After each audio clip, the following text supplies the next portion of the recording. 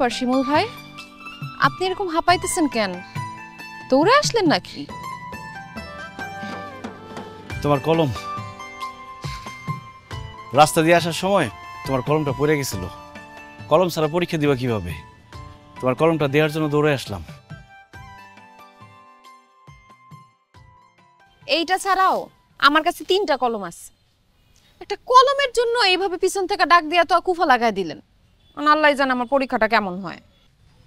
মাফ করে দিও ময়না, আমি জানতাম না তোমার আরো 3টা কলম আছে। হয় না? আবার কি শিমুল ভাই? শুধু কলম দেওয়ার জন্য আসি নাই, আরেকটা কথা ছিল। কি বলবেন বলেন।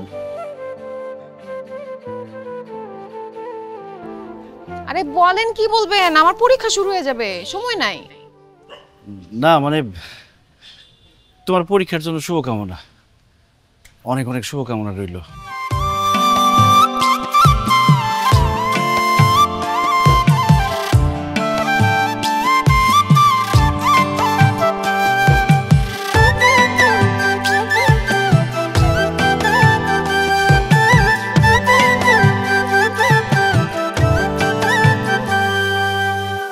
ওই দুটি চোখে আমার নীল নীল আকাশ, তোর আশেপাশে যেন আমার বসবাস।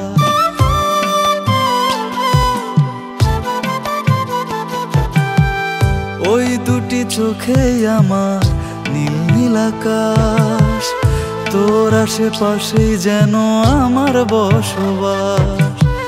তোকে দেখে জুড়ায় আমার এই দুটি আখি, এই দুটি আখি।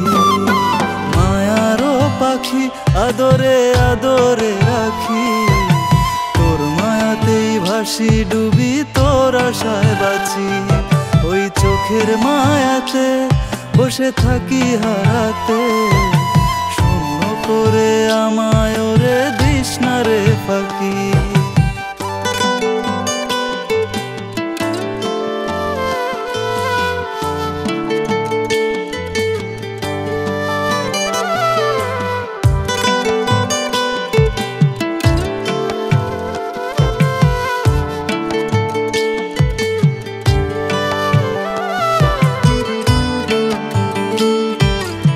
পরীক্ষা কেমন হয়েছে ময়না?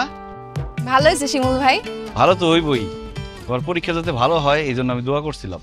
জি না, আপনার দোয়ায় পরীক্ষা ভালো হয় নাই। সারা বছর বেশি করে পড়ালেখা করছি, ভালো মতো প্রিপারেশন নিছি, এর জন্য পরীক্ষা ভালো হয়েছে। আচ্ছা শিমুল ভাই, আপনারা সব সময় দেখিয়ে যে রাস্তাঘাটে দাঁড়ায় থাকেন, আবার স্কুল কলেজের সামনে দাঁড়ায় থাকেন, আপনি কি কাজ কাম কিছু করেন না? না, কাজ কাম কিছু করি না। আর কাজ কাম করে খাওয়া মুখারে, ঘরে তো আর বউ নাই, তাই চিন্তা করছি মনের মতো একজনকে বিয়ে কইরা ঘরে তুইলা তারপরে কাজ কাম করুন। এই যে একটা ভুল ধারণা, কাজ কাম না করলে ভালো কোনো মেয়ে আপনারা বিয়ে করব? বেকার ছেলেরে কোনো ভালো মেয়ে বিয়ে করতে চায় না। দোস্ত, তুই কোনো বেকার ছেলেরে বিয়ে করবি? জীবনেও না। তুই করবি? প্রশ্নই আসে না। দেখছেন, ভালো বউ পাইবেন না কিন্তু, একটা কাজ কাম করেন। চল তোর সাথে বাঁধবো ওরে স্বপ্ন সুখের ঘর, মায়ায় বেঁধে রাখবো তোরে বুকেরই ভেতর। এ বেটা, তুই কস না কেন? তুই তো মনারে ভালোবাসস। ডর লাগে। ডর লাগলে হইব না রে দোস্ত, সহজ করে কইয়া ফেলা, নাইলে দেখবি কোন দিন তোর ময়না উড়াল দিছে। ময়না রে উড়াল দিতে দিব না, ময়না রে আমার মনের কাছে বন্দি করে রাখি।